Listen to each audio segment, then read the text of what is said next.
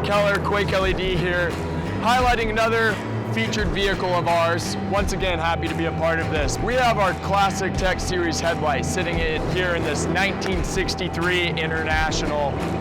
I mean, look at this thing. This is not your standard International by any means. Look at the attention to detail here on the amount of work they've done.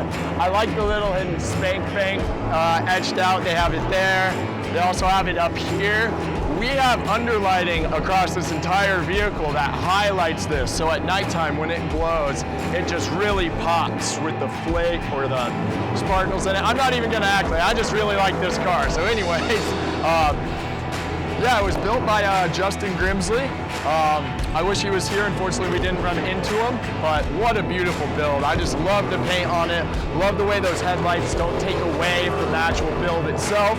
Looks kind of like the factory, but they're gonna have that nice, cool RGB glow to them. What a neat build.